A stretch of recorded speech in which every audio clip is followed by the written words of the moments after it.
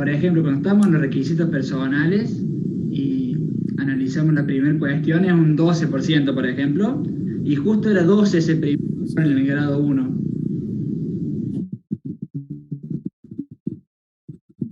¿Me explico? ¿Te explicas? Sí. Quería saber si era una casualidad o el argumento que se usaba. No lo sé. No, no tenía, yo no tenía claro, o el número que ponían en la tabla, creo que alguna vez Ibarrondo me lo explicó que lo había hecho o una deducción o había entendido por qué, pero no, yo no lo tengo claro. A ver, ¿cómo decís que es? Ahí, profe, sería en la otra tabla. Ah, A ver, claro, exactamente. Ahí, si nos 12, vemos, 17, eh, 8. la suma de eso da justo 45 y de ahí me surgió la duda. Y si vemos antes en la introducción, justo era un 12%, en experiencia en 17 y así.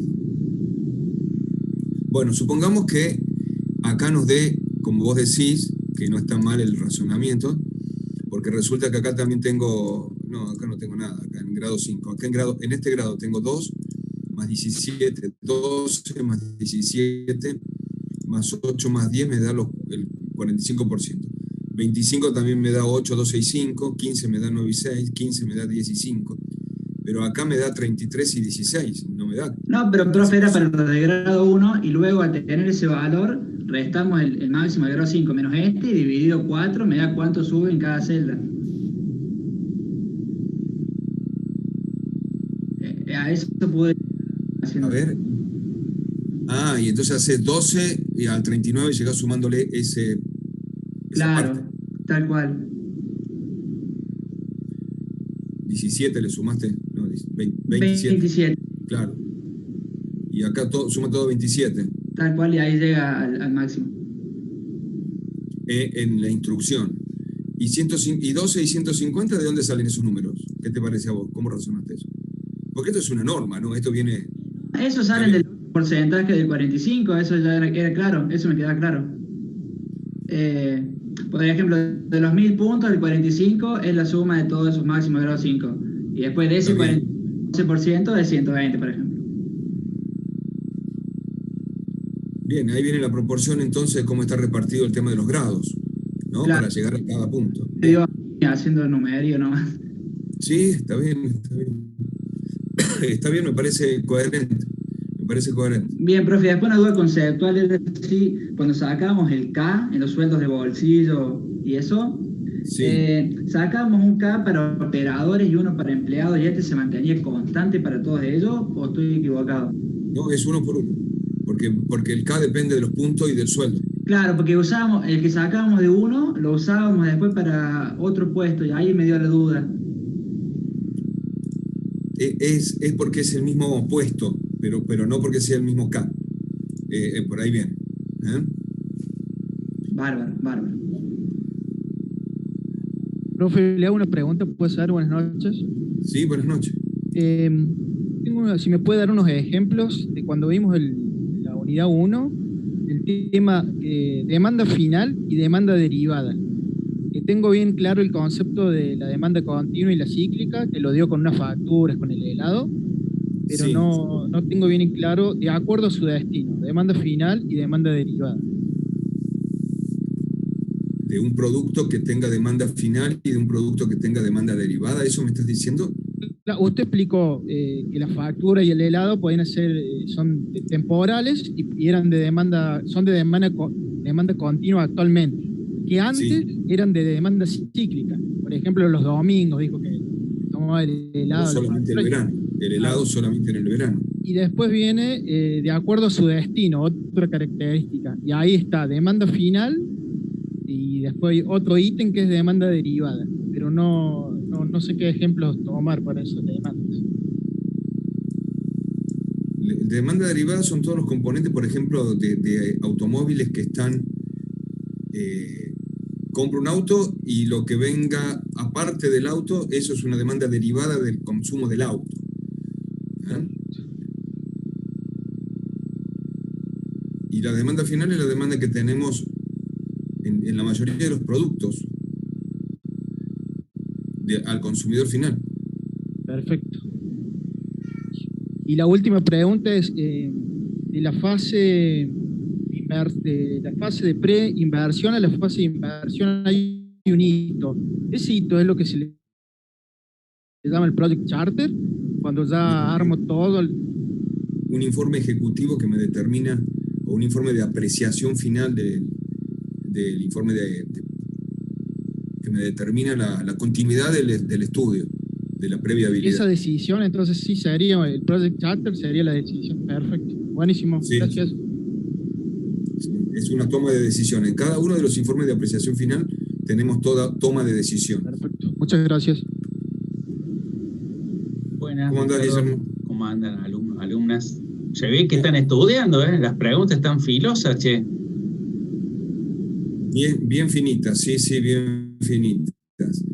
Me encanta. ¿Quién más está estudiando? En su favor, está leyendo que cómo va.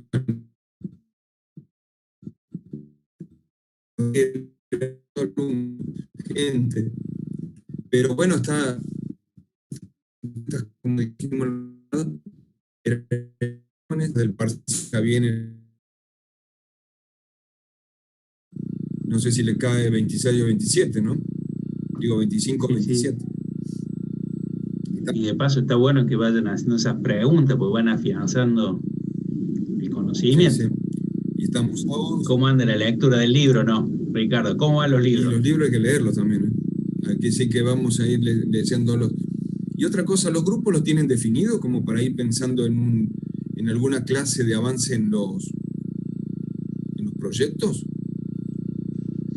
Nosotros sí, profe, ya armamos el grupo con los viejitos.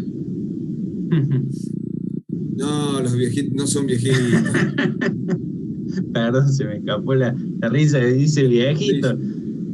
¿Usted dice los que hace tiempo están en la carrera o viejitos de edad? No, viejitos, nosotros dejamos y volvimos. En ese orden. Sí, pero tenemos la figura clave del brasileño Filipe. Bueno, me alegro. Bueno, está bien. Está bueno volver, siempre es bueno volver. Hay que ir pensando en dos modos para el proyecto, para los grupos. Hay que ir pensando en dos modos que no sabemos cómo lo vamos a pensar nosotros. Pero la idea es que en estos 15 días avancemos también con eso después del parcial, como para no atorarle con muchas actividades a ustedes. Nosotros tenemos que ir definiendo sectores económicos, sector cárnico, sector alimenticio, textil, automotores, autopartista, algún sector del vidrio, de la industria metalmecánica, algún sector económico, ¿no? Sector lácteo, algún sector económico. Y dentro de ese sector definir un producto. O al revés, definir un producto y estudiar el sector al que pertenece el producto. Ya vamos a ir viendo cómo se puede hacer ese proyecto, ¿no? Porque son las dos grandes formas de que un inversionista trabaja con ustedes en la evaluación del proyecto. No tenemos que perder de vista esto de que vamos a evaluar proyectos nosotros. No hacemos emprendedorismo, no hacemos proyectos de inversión, evaluamos proyectos de inversión. Alguien hace la inversión y el proyecto. Nosotros lo que estamos haciendo es buscando elementos para hacer la evaluación del proyecto. Por eso es que a lo mejor viene un inversionista a la consultora de cada uno de ustedes, suponiendo que tengan una consultora, contraten a ingenieros, y el inversionista le dice: quiero invertir en el sector agropecuario del sur de Córdoba. Listo, ya tengo el sector, tengo la zona, quiero poner 5 millones, ya tengo hasta la inversión. O puede decir: señor de la consultora, ¿cuáles son los 3 sectores económicos financieros que han avanzado en esta pandemia y me dan posibilidades de inversión y rentabilidad? Chang, y ahí le dicen ustedes: hay un sector sanitario, de productos médicos, que creció, y este es el producto que podemos hacer por sustitución de importación o para mejoras de un producto ya hecho y trabajado acá en Argentina. Digo, puede ser alguno de esos, ¿no? Industria médica. Pero también creció en esta pandemia el sector de la construcción muchísimo, así que puede ser. Pero bueno, Son las dos formas que podemos hoy pensar en encarar la evaluación del proyecto que nos toca. Ya lo vamos a ir pensando. Mientras tanto, vayan pensando ustedes los grupos, ¿no? A ver qué hacemos. Hoy pensaba yo, si no tenemos más preguntas, pensaba en dos cosas. Primero, que Boca le haga un gol a Santos, que no está fácil. Que Talleres haga un buen partido acá en el Chateau. Bueno, todo porque mi hijo era un momento de Talleres, ¿no? Cosa que yo no, pero bueno, él sí. Vamos a ganar, profe. ¿No te parece? ¿No te parece? El mío jugó 1 año y medio ahí y después se dedicó a ser arquitecto. Y le dije, no te quedes con las ganas de jugar. Obviamente jugar por jugar, ¿no? Era un 5, un 8. Tiene buen pie el pibe. El más chico, dicen que no es hijo mío, pero bueno. Y vayan diciéndome cómo va Boca. No, ya sé que va 1-0, lo acabo de terminar de ver. Avísame cuando empate. Estás buscando el milagro vos, Ricardo. O sea, vamos con evaluación del proyecto, ¿no? Vamos con evaluación del proyecto. Con visa. Inversiones y flujos de fondos. Estás esperando un milagro. No, la verdad que sí. La verdad que esta unidad se tendría que llamar implementación más que inversiones. O implementación, inversión y flujo de fondos. Tenemos que ir pensando en algunas de estas cuestiones, ¿no? En estas 3 líneas. ¿Qué es la implementación de un proyecto? ¿Qué son las inversiones? ¿Y cómo se calculan o hacen los flujos de fondos? Yo creo que lo primero, y esto lo voy a agrandar un poquito porque lo necesito, está en 2 partes. Primero, los componentes de un estudio de viabilidad. Primero le llamábamos viabilidad, y recuerden ese gráfico en torta, a uno de los 3 estudios que hacían el estudio de la evaluación de un proyecto, que el primero el estudio de oportunidades, el de previabilidad y el estudio de viabilidad. Y llegábamos en el estudio de viabilidad, llegábamos hasta la fase operativa, cuando salía la puesta en marcha y la primer pieza, el primer lote productivo que tenía todas los componentes que yo necesitaba de mi producto. Ya ahí pasábamos a la fase operativa y eso era otra cuestión. Y acá vemos 2 cosas. La primera parte del estudio de viabilidad es la preparación del proyecto, la preparación de los elementos que van a servir para el proyecto. Esta tabla que estamos viendo es un flujo de información que está en uno de los Excel de las primeras partes. La segunda parte de este estudio de viabilidad es lo que decimos netamente la evaluación financiera del proyecto. Evaluación financiera desde la rentabilidad económica y desde la rentabilidad económica y financiera a nivel nacional y social y a nivel comercial. Eso nosotros lo hemos dividido en 2 grandes grupos, porque está bien, en 2 grupos. Porque la primera parte habla de una rentabilidad comercial desde la mirada del inversionista, qué espera el inversionista del proyecto. Y la segunda parte habla de una rentabilidad nacional y el impacto social que tiene el proyecto sobre el medio ambiente o el contexto que está impactando este proyecto, y es una rentabilidad nacional que espera el país o el contexto o el sector económico en este impacto, en este proyecto. En el 2000, 2001 había proyectos que necesitaban mucha mano de obra. La unidad, a ver, ¿por qué tercer parcial? 8, 9 y 10 es tercer parcial, bueno, si usted quiere. Ahora el primer parcial es hasta las 6, pasemos esa etapa, no nos compliquemos mucho más con el tercero, segundo parcial, vamos de a poco. La rentabilidad comercial y la rentabilidad nacional son evaluación del proyecto y se hacen a través de distintos métodos y con distintos indicadores. Ya llegaremos a métodos y a indicadores. Pero, volviendo hacia adelante, hice algo que no tenía que hacer.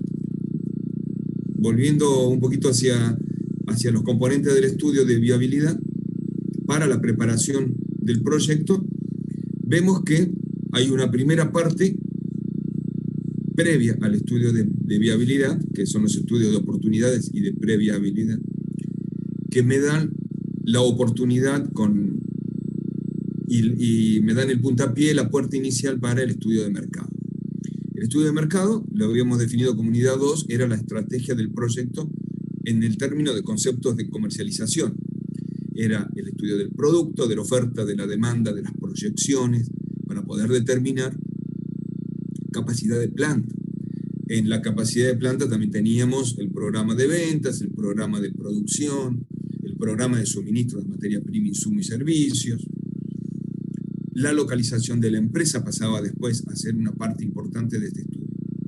Luego de eso, pasábamos a la ingeniería del proyecto, que era el montaje desde el layout de planta, maquinaria, equipos, tecnología. Y no sé si ayer vieron, en la tele yo terminaba de dar la clase con el otro grupo, charlar de esto, guías de trabajo, y aparecieron estudios de inversiones en un noticiero, donde hablaban de lo que era la tecnología y el equipamiento y cuáles eran los préstamos para este tipo de inversiones. De eso vamos a hablar ahora, préstamos para inversiones en distintos rubros. Una vez que llegamos a determinar equipamiento y tecnología, pasábamos a estudiar la organización de la empresa desde la parte legal, los costos, los sobrecostos, los centros de costos. Después llegamos a la mano de obra, que era lo que veíamos la semana pasada y la anterior, que era con la cantidad de layout de planta, con la organización de la empresa, con la maquinaria y con el equipamiento, determinar, y a través del proceso tecnológico, determinar cuántas personas necesito paradas en los puestos productivos, cuántas personas necesito administrativamente y cuántas necesito en cada una de las dependencias funcionales, esos departamentos que me daba la organización de la empresa. Es decir, determinar fehacientemente cuál era el número y la cantidad de mano de obra. Con eso, ¿qué me interesaba a mí? Determinar un perfil de puesto y la cantidad de mano de obra y el costo de mano de obra anualizado y después para toda la vida útil del proyecto. Y llegamos a lo que estamos tratando de ver ahora como un plan de implementación. Este plan de implementación es, alguien viene a mi consultora, empiezo a hacer el estudio de oportunidades, preinversiones, el estudio de preinversión, los estudios de previabilidad, empiezo a determinar los estudios, los componentes de mercado, programa de producción, suministro, llego a los estudios de viabilidad, entonces determino cuáles son los pasos a seguir para hacer la implementación del proyecto hasta la fase operativa, sin meterme en la fase operativa. Pero sí con eso ya determino todos los elementos posibles para la evaluación. Eso es lo que tenemos que hacer. Y en cada una de estas unidades temáticas hemos tratado de poner criterios, pasos, pautas y herramientas para poder trabajar. Para hacer un programa de implementación necesito dos grandes cronogramas y vamos a utilizar para esos dos cronogramas un cronograma de implementación Gantt o PERT, como ustedes quieran, que me determine todas las fases de trabajo y los tiempos previstos para eso, con la ejecución de obras civiles, con la ejecución del layout de planta y montaje de máquinas, o sea, la ingeniería del detalle, que es importante para ustedes porque es un valor agregado a lo que hace un ingeniero industrial, montaje y planificación de obra, hasta la obra civil. Eso va a ser un programa de implementación muy importante, con hitos de control, con trabajo, y lo vamos a hacer en tiempos, con tiempos también. Y un cronograma de inversiones. El cronograma de inversiones es en qué tiempo y con qué necesidad se invierte, cuáles son las fuentes de inversión, fundamentalmente capital social, el que ponen los socios, capital de colaboradores, fuentes de préstamos nacionales, provinciales, a través de bancos, o pueden ser subsidios o ventajas financieras debido al sector económico que yo estoy tratando de invertir. Entonces van a hacer un cronograma de inversiones. Pero sin meterme en el cronograma de implementación, digo, ¿qué son las inversiones de mi proyecto? ¿A qué le llamo inversiones? Porque el cronograma de actividades de implementación tiene que ir acompañado por un cronograma de inversiones. Y esas inversiones las vamos a desagregar en tres grandes grupos. Valores que se van a invertir. Uno de los grupos será inversiones en activos fijos. ¿Qué son los activos fijos? Son activos tangibles, terreno, equipamiento, obras civiles, muebles, vehículos. ¿Eh? Se utilizan en el proceso de la transformación de las materias primas. A eso se le llama activos fijos. Todos los bienes que se utilizan en el proceso de la transformación de la materia prima. En cambio, las inversiones en preproducción, en intangibles, en activos intangibles, sustituyen servicios, trabajan en la puesta en marcha del proyecto, son gastos de capacitación, de instalación, están en el capital de preproducción, son estudios preparatorios para definir el proyecto. Y una inversión fundamental, es la inversión en capital de trabajo.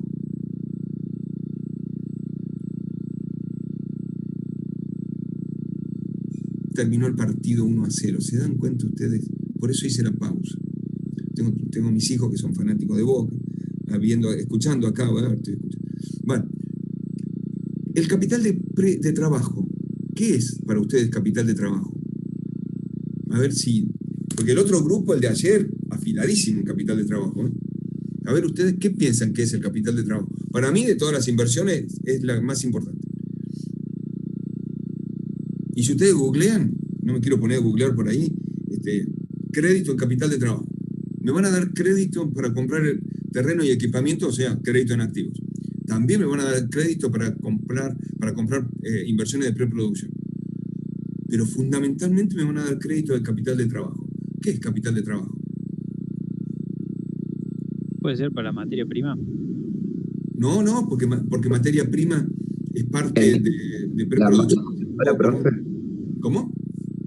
¿Tiene que ver con la mano de obra, profe? Tiene que ver con la mano de obra, el capital de trabajo. Tiene que ver con la materia prima también. Yo no digo que no tiene que ver con la materia prima.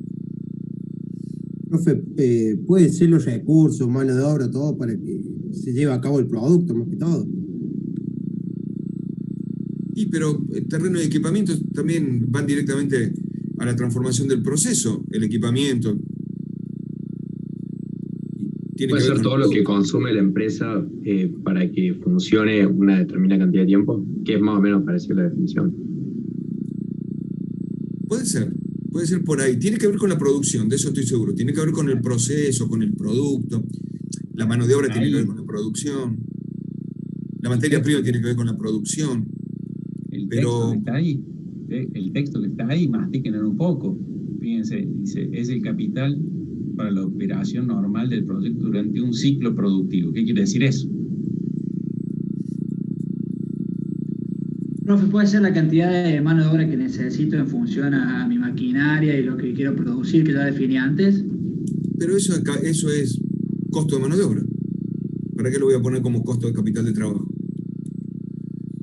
Es la plata. Sí, tiene que ver con plata, fundamentalmente. ¿Por qué dice activos corrientes? En la forma de activos corrientes. No habla de activos fijos. No habla de activos. ¿Se ve que tengo que tener líquido, profe? Para poder sustentar los gastos del día a día. A ver, yo les tiro una fórmula. A ver. La suma de estas tres inversiones, capital de trabajo, activo fijo, intangible y tangible, es la inversión total. Sobre esta inversión total, activo fijo, capital de preproducción y capital de trabajo, es la inversión total. ¿Cómo voy a llegar a la inversión total? Ese es hoy el problema que estamos teniendo. Si yo les digo que capital de trabajo es, un contador me lo va a definir de esta manera. Es activo corriente menos pasivo corriente. ¿Nunca escucharon esa fórmula? Y de los cuadros de resultados, existen varios cuadros de resultados importantes cuando veo una empresa, ¿no? El activo y el pasivo están dentro de un cuadro que se llama patrimonio, un cuadro patrimonial. Eso es una mirada importante de la empresa, el cuadro patrimonial. Después, otra mirada importante de la empresa es el flujo de fondos. Y después otra es la distribución de rentas o la proyección de rentas en una empresa. También es importante. Son distintos cuadros económicos, financieros, que nosotros tenemos que aprender a hacer. De hecho, lo vamos a aprender a hacer y lo vamos a aprender a leer. A ver, activos fijos, en inversiones, ¿no? Inversiones de activos fijos. Cuando yo hablo de activos fijos, estoy pensando en todos los bienes que están sujetos a depreciación. La depreciación es, tengo el bien 1.000 pesos, se va a ir depreciando por año porque va perdiendo valor el activo con el uso. Menos los terrenos, dijimos, ya lo dijimos esto, ¿no? Que las depreciaciones, según Lange, según cualquiera que haga una evaluación de proyectos, no deprecia terrenos, porque terreno es una inversión en activo fijo, tangible, que con el tiempo va incrementando su valor, no lo va perdiendo. Por lo tanto, no está sujeto a depreciación. El último valor del activo fijo se llama valor residual o valor de salvamento o valor de descarte o de desecho. Ese se evalúa el último año del proyecto. Para nosotros, en el año 10. Significa que en el año 10, una vez que finalizo el proyecto, saco el valor de todos estos bienes, lo sumo, y es el valor residual o de salvamento del proyecto. Bajo este valor como mínimo, yo tengo que compro el proyecto. Si soy un inversionista, compro un proyecto ya terminado, o lo vendo, si soy el dueño del proyecto. Lo vendo a este valor de salvamento. Así que ese valor residual se puede calcular, o se puede mirar, qué era el valor residual o de desecho. El valor que asumen todos mis activos fijos el último día de mi proyecto, el último año, el último periodo contable. Ese valor lo puedo sacar de dos maneras distintas. Un valor residual contable, ya le estoy viendo las caras, y un valor residual comercial. El valor residual contable es el valor que le falta por depreciar a ese activo. Es decir, es el valor de origen, que yo compré la inversión, menos la depreciación acumulada hasta el último año. Una máquina metalmecánica se deprecia en 20 años, los primeros 10, que es lo que dura el proyecto, lo deprecio, y lo que me queda por depreciar es el valor residual, que es la depreciación de los últimos 10 años. En ese valor vendería este bien. Y hay un valor residual comercial. Es el valor que tiene el activo en el periodo 6, 7, 8, el último, si quiero. El valor de mercado que podríamos esperar, pero corregido por el impuesto. A ver, tengo un valor de mercado, que en un momento habíamos dicho que el valor de mercado mínimamente tiene que ser el valor de reventa del producto. Y hicimos un ejercicio donde era 0,75, 0,80%, era mucho menos que el valor de reventa. Pero mínimamente tenía que ser el valor de reventa, el valor de desecho, el valor residual. A eso quitarle el valor del libro. Me da un valor de ganancia de la venta. Yo gané, tengo una rentabilidad, un rendimiento sobre ese activo. Sobre ese rendimiento pago impuestos. Yo vendí un activo más caro que lo que tendría que ser por valor del libro contable, por lo tanto, gané plata. La empresa ganó plata. A ese valor, a ese rendimiento le quito el impuesto y me queda el valor residual. A ver, por ejemplo, supongamos un proyecto de 5 años, a 5 años, y un precio de activo de 1.000 pesos, y una depreciación a 10 años. Si yo quiero sacar el valor contable, voy a hacer 1.000 pesos menos la depreciación acumulada en 5 años, serán 100 pesos por año, en 5 años son 500 pesos, por lo tanto el valor residual es 1.000 pesos menos 500, 500 pesos. Valor residual de ese producto, 500 pesos. Se llama valor residual contable. Ahora supongamos el mismo valor, del mismo equipo, pero con un valor comercial en el año 5 de 650 pesos. Valor comercial, valor de reventa, es el valor de mercado de este producto. Todos esos valores, entonces, es lo mismo. Valor comercial, de reventa, de mercado, vendo la máquina. ¿A cuánto se vende la máquina? 650 pesos, porque está muy bien cuidado. El valor del libro es lo que me falta por depreciar. 1.000 pesos en 10 años, 100 por año, 5 años me faltan depreciar, 500 pesos. Por lo tanto, el valor del libro es 500 pesos. En este caso coincide con el valor residual, casualidad, porque justo 5 años. Pero es 500 pesos. Quiere decir que si yo lo vendo en 650 pesos y le resto el valor del libro, que es 500 pesos, he tenido una utilidad de 150 pesos. Esta utilidad está sujeta a impuestos, porque gané 150 pesos, es ganancia. Por lo tanto, el impuesto será del 35%, 500 por 0,35, 52,50. ¿Me van siguiendo hasta ahí? Sí, bien, pues no hay preguntas. Supongo Sí, que profe. Sí. Por lo tanto, en vez de 150, a mí me quedó una utilidad de 97,50. Tengo un socio que es el impuesto a las ganancias. Se llevó 52,50 y a mí me dejó 97,50. Por lo tanto, ahora el valor que tengo comercial, ¿sí?, es los 500 que yo tenía de valor del libro más el valor residual, más la utilidad neta que era 97, me quedó 597. Por lo tanto, mi valor residual comercial es 597,50. ¿Cuál es la gran diferencia entre el valor residual contable y el comercial? Para todos les pregunto, ¿eh? ¿Cuál es la gran diferencia? Sean prácticos, piensen como ingenieros.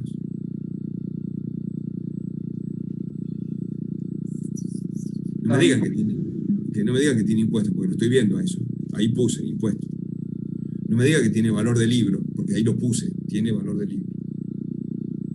¿Cuál es la gran diferencia entre un valor contable y un valor comercial? Lo dije en Lange, ¿eh? Bueno, que en una vendo la máquina, en la otra no. El valor comercial me tengo que asegurar la venta de la máquina a 650 pesos.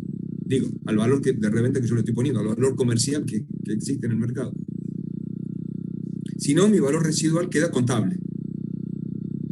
¿Se entiende? Es decir, yo voy caminando por la empresa y un ingeniero me dice, a mí dice, ¿y qué le parece, ingeniero, esta máquina, el valor residual contable que tiene?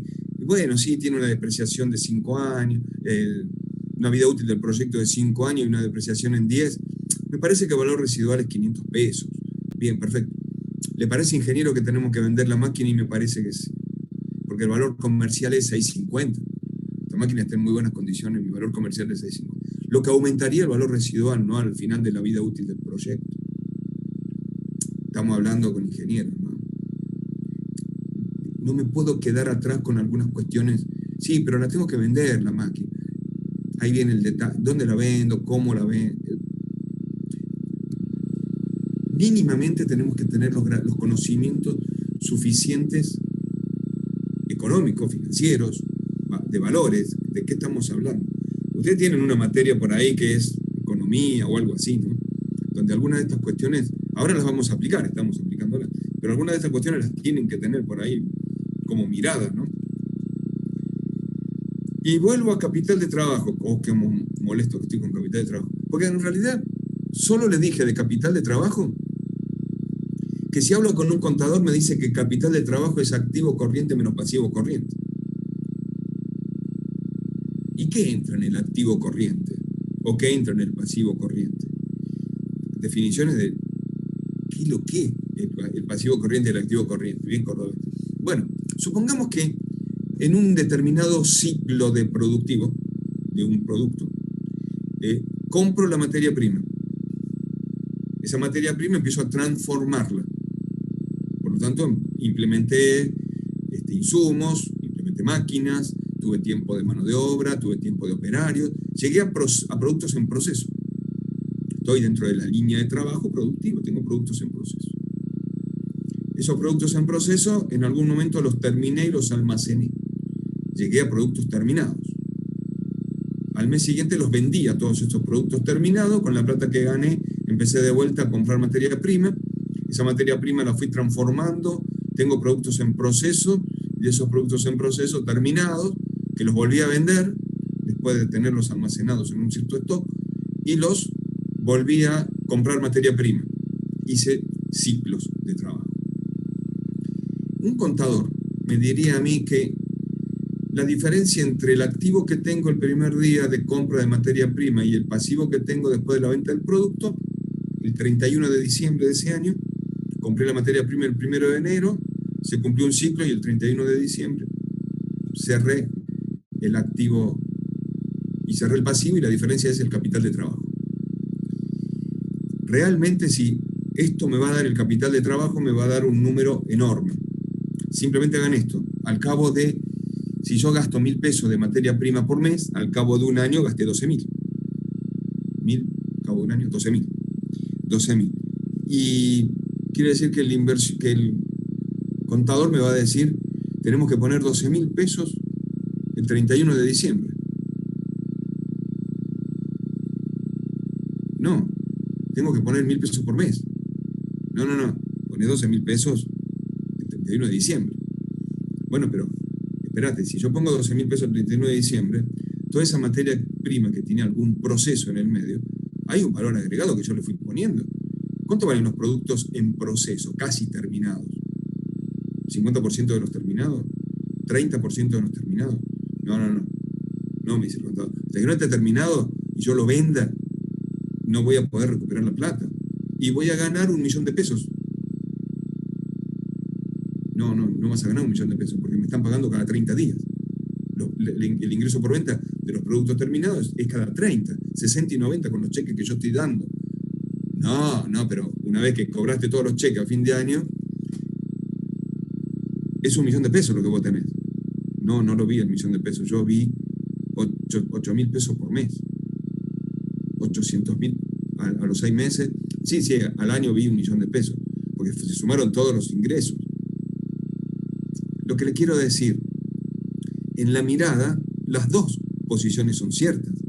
La diferencia es que en uno estoy pensando en una rotación de los ingresos o en una rotación de la materia prima y estoy viendo que en el medio tengo productos terminados y semiterminados o en proceso que tienen un valor agregado, o sea que tienen un valor de ese producto.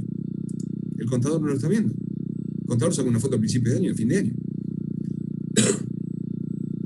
El capital de trabajo entonces tiene que ver con esto de las rotaciones de mi producto. Por ejemplo, tengo un amigo ahí que vende diarios. Resulta que 1.000 diarios por día tiene que vender. En edificio, a 10 pesos cada uno lo ven. Y le salen 8 pesos por cada diario, por cada periódico. Él tiene el recurso ahorrado para alcanzar los permisos municipales, comprar el kiosco y un pequeño vehículo para transportar. O sea, todos los activos tangibles, fijos, lo tiene. Resulta que para comprar periódicos no tiene. Los 8.000 iniciales, 1.000 por 8 pesos, no lo tiene. Se le acabaron los recursos. Entonces viene a mí y me dice, préstame 8.000. Está fácil. Pero bueno, ponele. Yo le presto 8.000 pesos. En un flujo de fondos de activos y pasivos, un esquema, entraría a caja 8.000. Le prestaron los 8.000 pesos. El Guille le prestó 8.000. Está fácil también. Está más fácil sacarle plata a mi celular. Sí. Bueno, 8.000 pesos. En el pasivo tiene una deuda de 8.000 porque compró los 1.000 diarios.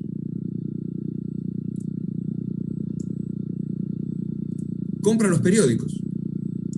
Va y compra. Sí, compro los periódicos, 8.000 pesos. Los tengo los periódicos. Caja cero. Gasté los 8.000 que tenía antes, caja cero. Inventario, 8.000. Tengo los 1.000 diarios, los 1.000 periódicos. Deuda, pasivo, 8.000. Vende los periódicos. 10 pesos por 1.000 periódicos, 10.000 pesos. Quiere decir, ingresa a caja, 8.000. Como ya los vendí, inventario cero. No tengo nada de inventario. Cuentas de inventario. Activo pasivo, ¿no? Deuda, 8.000. Pero tengo una caja de 10.000. Menos la deuda de 8.000, activo menos pasivo, patrimonio neto, 2.000. Lo llamo utilidades, pero patrimonio neto. 2.000. El día 2, le pago la deuda a mi amigo. Recuperamos la plata que dice 8.000 pesos. Por lo tanto, tenía 10.000 en caja, le pagué 8.000, me quedaron 2.000 en caja. Inventario cero, deuda cero. Utilidades 2.000. En el día 2 tengo que comprar otra vez periódicos que valen 8.000 pesos. Entonces ya no le pido 8.000 a mi amigo, le pido menos ese día, porque hizo una vuelta el ciclo. Ya estoy viendo una vuelta. Le pido 6.000. caja 8.000, deuda 6.000, utilidades 2.000.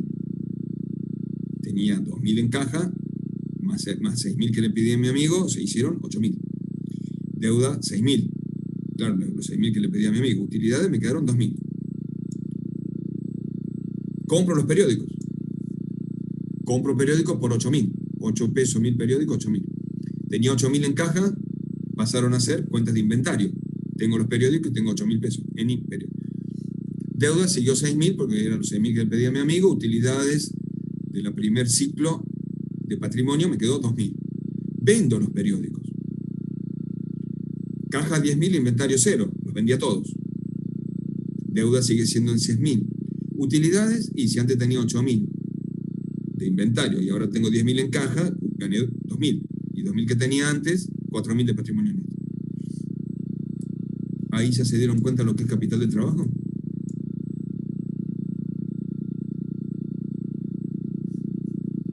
¿Qué hago de vuelta? Caja 8.000. Tengo que pagar 8.000, pero tengo 10.000. Compro no pido 6.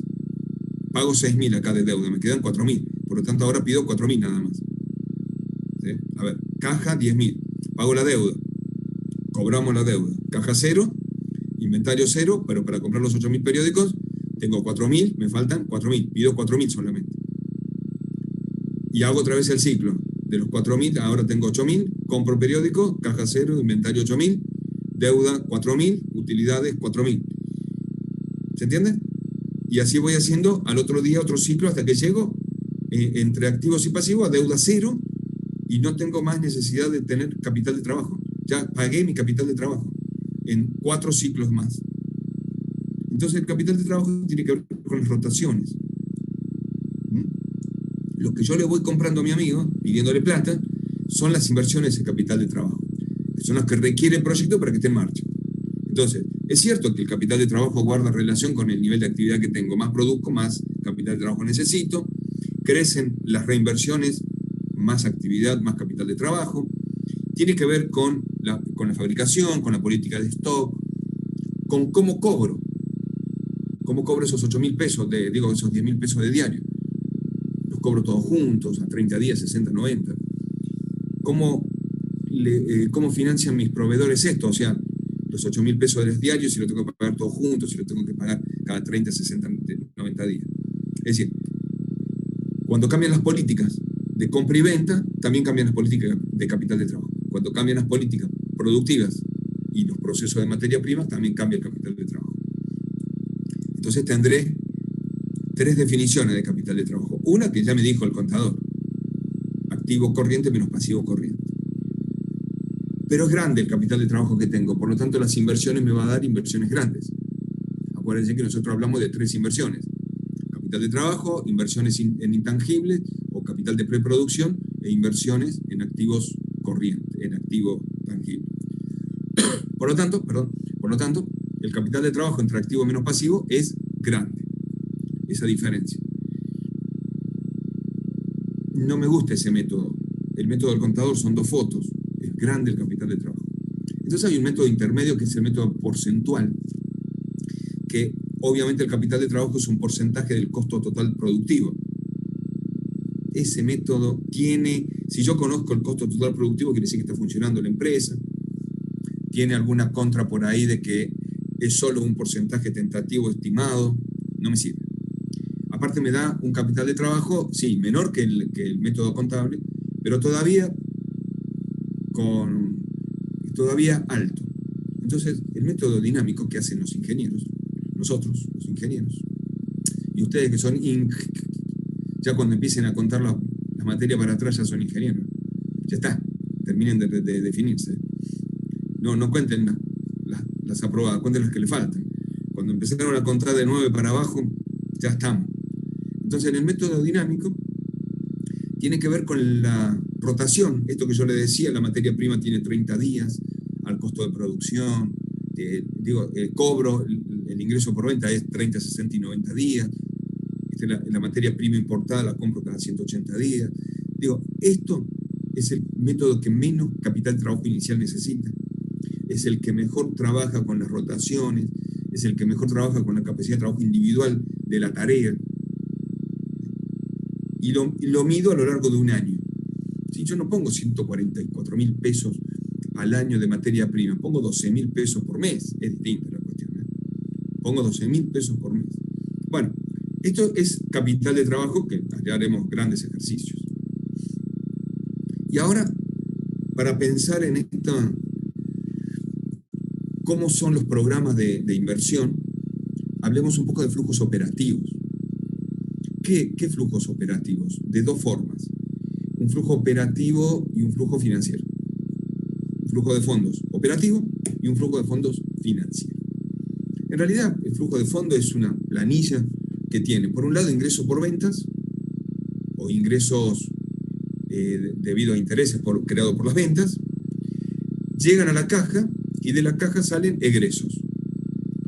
Generalmente son Estado que se lleva parte de impuestos, inversiones, pago de proveedores, pago de personal, gastos generales. Y esta relación de ingreso y ingreso está viéndose modificada porque tiene que ver con los clientes, con los proveedores, con el personal, con los impuestos que tengo, con la carga impositiva que tengo. En realidad, un flujo de fondo operativo me habla o me da la capacidad de poder leer en una planilla la posibilidad de autofinanciamiento que tiene la empresa. Yo puedo determinar a través de una planilla de flujo de fondos si tiene o no capacidad de autofinanciamiento. Y el flujo de fondos financiero ya tiene otra cuestión acá, el flujo de fondos financiero. Si no tengo capacidad de financiamiento, ¿qué le pasa a Gaspar Surera? Profe, una consulta, lo que decía el flujo, dicho de otra manera, podríamos ver también qué capital de trabajo necesitamos para hacer un ciclo. En la planilla de flujo de fondos, en el cuadro de resultados que se llama flujo de fondos, no puedo sacar el capital de trabajo, porque me está faltando los costos productivos. Bien, porque lo relacionaba con esto del autofinanciamiento, entonces digo, bueno, por ahí el capital de trabajo cuando no da cero, digamos. Pero me está faltando el costo productivo. Mira, flujo de fondos operativo y financiero y capital de trabajo es lo que se viene. Es el próximo día para que ustedes trabajen. ¿Sí? Que ahí al final vemos. No, me doy cuenta de que no tengo posibilidad de autofinanciamiento, por lo tanto tengo que pedir créditos. Los créditos tienen dos partes.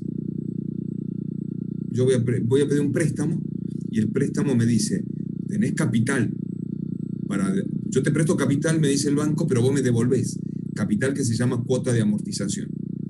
Pero la cuota de amortización tiene una parte de capital más otra parte de intereses. Esos son los servicios de la deuda. Entonces, cuando uno refinancia una deuda o financia una deuda, primero habla de tiempos de financiamiento, después habla de qué capital voy a financiarte y después habla de qué intereses voy a pagar sobre ese capital. Entonces, una deuda tiene tres partes. Tiempos, que a veces tengo años de gracia, o pagos de alguna parte solamente, o pago interés o pago capital, o me perdonan las dos cosas y empiezo a pagar al otro año. Tiene intereses sobre la deuda y tiene capital sobre la deuda. Estos son los servicios de la deuda. Bien. En el flujo de fondos financieros interviene el servicio de la deuda. Tengo ingreso por venta y tengo egresos. A ver, pero también tengo los servicios de aporte de capital de los capitales sociales o de los capitales colaboradores o de los préstamos. Son las tres formas que yo tengo de conseguir plata. Un accionista que ponga plata, un colaborador que ponga plata o un acreedor financiero que es un banco que ponga plata. A través de subsidios también que no tienen devolución, por lo tanto es plata, aporte de capital sin retorno. ¿Qué son los capitales que ponen el capital social? Hay dos formas de capital social que uno pone. Yo pongo plata, 1.000 pesos. pretendo recuperar ese capital, está difícil en algunos momentos, y un 20% más. Capital social de colaborador soy ese.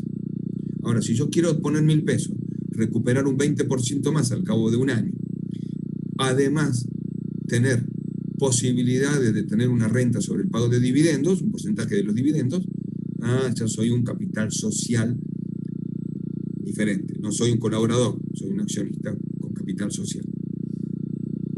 Y los bancos me van a prestar plata, van a querer que yo le pague la deuda más los intereses. Son distintas formas.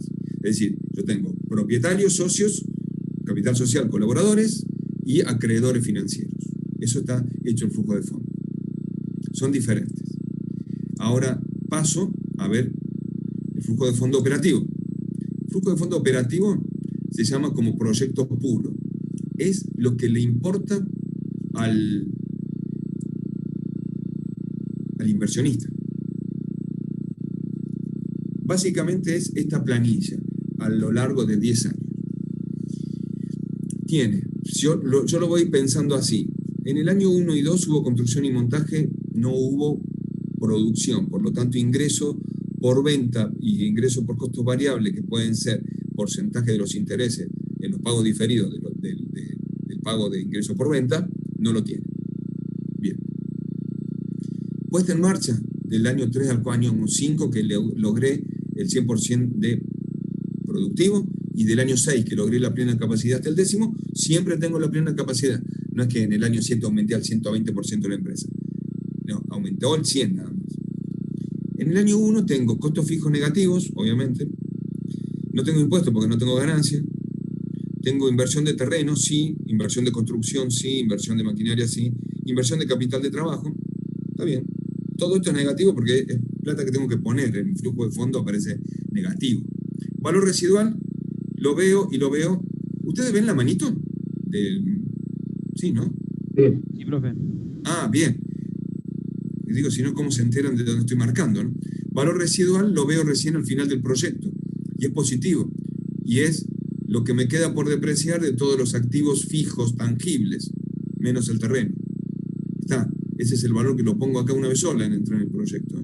Es positivo y al final es lo que me queda del proyecto. El valor de desecho, el valor de salvataje de mi proyecto es este que estoy viendo acá, este positivo. A ver, en el segundo, tercer año, en el tercer año ya parece que es todo parecido, ¿no? Ingreso por venta es positivo. A eso le resto los costos variables, los costos fijos, la depreciación de la parte constructiva, la depreciación de la maquinaria, y eso me da un valor que se llama utilidad. Utilidad bruta.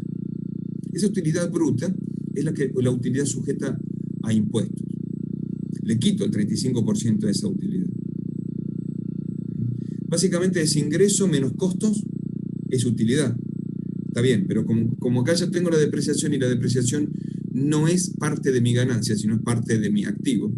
A ver, entonces se la quito a la utilidad bruta, porque no quiero pagar impuestos sobre depreciación. Entonces le quito la utilidad. Por eso le quité la depreciación. A ingreso menos costo le quito la depreciación. Esa es esta columna. Importantísimo lo que estoy diciendo. No sé cómo lo van a notar o lo van a entender. Me quedó el impuesto a las ganancias, que es el 35% de esta utilidad bruta, me quedó utilidad neta. A esta utilidad neta le sumo la depreciación, que es parte mía. No pagué impuestos, pero es mía la depreciación. Y la maquinaria. ¿Y qué me quedó? La utilidad WODI, utilidad operativa después de impuestos. Este es el WODI, el famoso WODI que anda por ahí, el VITA que le dice el norteamericano, es el WODI. La utilidad operativa después de impuestos, fundamental, es el costo de mi capital. Lo que me costó fabricar esto, ingreso menos costo, menos depreciación, menos impuestos, más depreciación. Es lo que me costó. WODI. O sea, tengo utilidad bruta, utilidad neta y utilidad operativa después de impuestos. WODI. Así que no tengo una sola utilidad en mi proyecto. Si a esto le sumo después, le resto las inversiones por terreno, construcción, maquinaria, y le quito el capital de trabajo, me da el flujo de fondo operativo de ese día. Y así todos los años. Esa es la estructura de un flujo de fondo operativo. Resulta que el flujo de fondos financiado, con financiamiento, tiene lo mismo, ¿eh? Tiene lo mismo, costos fijos variables, tiene depreciaciones, tiene utilidad neta, que ya dijimos, utilidad bruta, utilidad neta, pero se le suma a todo esto el préstamo. Préstamo es lo que yo voy a pedirle al banco. El banco me va a dar en 2 años, acá hay un positivo en el primer año y un positivo en el segundo año, en 2 años me va a dar 1.000 pesos y 1.000 pesos. Yo lo voy a tener que pagar. ¿Cómo lo pago? Lo voy a pagar con amortización de la deuda. Acá abajo va todo el capital que yo pago. 1.000 pesos más 1.000 pesos son 2.000 pesos. 2.000 pesos lo voy a pagar 50 por año. El primer año es de gracia, pago 50, 50, 50, 50, 50, 50, 50, 50, hasta llegar al final. De capital. Y los intereses los pongo en la parte de arriba. ¿Por qué ven la parte de arriba? Porque el interés no forma parte forma parte de la deuda, pero no del capital. Por lo tanto, eso se lo tengo que quitar, porque no pago impuestos sobre el interés, pago impuestos sobre el capital. Entonces, es ingreso menos costo, menos intereses, menos depreciaciones, menos maquinaria, me queda utilidad bruta. Esta utilidad bruta es la que me queda a mí para impuestos. Le quito los impuestos, me queda la utilidad neta. Le sumo la depreciación de construcción y maquinaria, me queda la utilidad UODI, utilidad operativa después de impuestos. Esta utilidad operativa es la que yo puedo distribuir no lo dije antes, pero lo digo ahora, no lo quise confundir antes, pero la utilidad operativa es la que me está sujeta a distribución de patrimonio, a distribución de renta, de dividendo. Entonces le quito capital de trabajo, le quito la parte de amortización de la deuda, la parte de capital, y me queda el flujo de fondos financiero del proyecto. Y ahí veo cuándo es positivo, cuándo es negativo, cuándo necesito más financiamiento, cuándo necesito más capital. Ahí veo. Pero la estructura de trabajo es la que están viendo en foto. Profe, una pregunta. ¿Esto sería un estado de resultados? Esto es un estado de resultados, pero sin proyección de renta. ¿Sí? Porque el estado de resultados que vamos a ver nosotros tiene proyección de renta neta y pago de dividendos. Es importante. ¿Cómo saco flujo de fondos? ¿Cómo amortizo? ¿Cómo hago préstamos? El mejor sistema para el inversionista, no para los bancos, sistema francés. Tiene intereses más capital, siempre tienen la misma cuota. Pero el primer año pago un capital y interés sobre el saldo. Siempre se paga intereses sobre el saldo que me queda. Lo que pasa, como el capital al año siguiente va creciendo porque la cuota es la misma, el interés va decreciendo. Porque el saldo que voy pagando de capital es menor. Eso está bueno. En las fórmulas del Excel hay una función pago, que es la cuota, una función interés y una función de pago principal, que es solo el capital. Eso se ve. El sistema francés entonces tiene, todas las cuotas son iguales. Puede tener un año de gracia, 2, un año que pago solamente capital, el primer año, un año que solamente pague intereses, el primer y segundo año, por ejemplo. Y el tercer año recién empiezo a pagar capital e intereses. Pero la característica que tiene es que los intereses van disminuyendo a lo largo del tiempo. Porque el capital va aumentando y el interés está sujeto a lo que me falta. El interés está sujeto al capital que me falta amortizar. Está bueno el crédito francés. Si tienen que hacer algo, háganlo en crédito francés. Siempre con cuota fija, en pesos, no sujeta a inflación y no sujeta a UVA, ni nada por el estilo, que sea variable en ningún país que vaya creciendo. En cambio, el capital, el sistema alemán, le conviene al banco. Tiene cuota variable. La cuota es, siempre paga el mismo capital. Y obviamente el interés va disminuyendo porque el interés es sobre el capital que me falta amortizar. Entonces, esta barrita de interés es propia del capital que me queda. Me quedan 3. Este barrita de interés es sobre estos 2 capitales. Este es interés muy grande porque es sobre todo este capital. Y en el Excel también. La cuota es interés más amortización de capital. El cálculo de interés se llama interés de pago diferido, interés de pago. Y el préstamo se llama la amortización de capital, que me saca el valor de la cuota de capital. Entonces cualquiera de estos sistemas me sirve para trabajar. traten de buscar crédito en sistema francés. Bueno, y hasta acá creo que básicamente un pantallazo de trabajo, y ahora me voy de acá, digo, me voy de esta línea, pero como para redondear una cosa antes de que me pierda. Quiero dejarles clase de EPRO y voy a abrir el...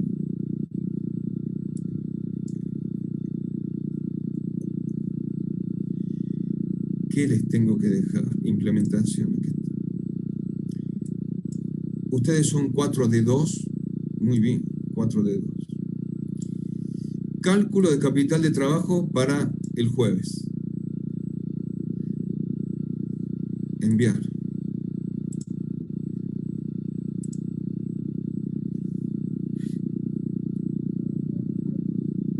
Ejercicio de capital de trabajo. Enviar. Fundamentalmente esto para el próximo clase. No, esto ya está colgado en la página. Los 2 ejercicios para la próxima clase, así lo descargan sin problema. Ya lo tienen, listo, ya está. Capital de trabajo, próxima clase, ejercicio. ¿Qué les pareció? Muy bueno. ¿Se entendió? Porque es muy práctico lo que les hablé, ¿eh? Porque ahora vamos a hacer el ejercicio. Ahora vamos a hacer ejercicio. De capital de trabajo vamos a hacer ejercicio. De flujo de fondo la semana que viene. Dice todo no podemos. Todo no podemos. Se puede todo. Bueno, pero ahora se empieza a gimnasia, hay que ponerse, ¿eh? Al gimnasio hay que volver. Se ven los ejercicios. Bajen el Excel y bajen la tabla. Ténganlo a mano para el jueves. Lo primero que tienen que hacer es ver, traten, no sé de qué manera, nos van a mirar a nosotros haciendo el ejercicio y lo van a ir haciendo ustedes. ¿Se entiende? Vamos a tratar de trabajar en conjunto. Solamente ese ejercicio vamos a hacer. Y vengan con dudas para los parciales. Vamos, trabajen, lean los parciales. No me dejaron ver cómo perdía Boca. No te querían hacer sufrir, Ricardo. Vos decís que mira cómo eso. te quiera. Cómo te quiera. Te queremos. No. Es así. Por Dios, bueno, voy a ver Taller y Racing a ver si podemos ganar algo por alguna. Te gusta a vos el masoquismo. Y bueno, vamos a tomar una sopita ahora y vamos a ver Taller y Racing. Chicos, gracias por todo. Nos vemos.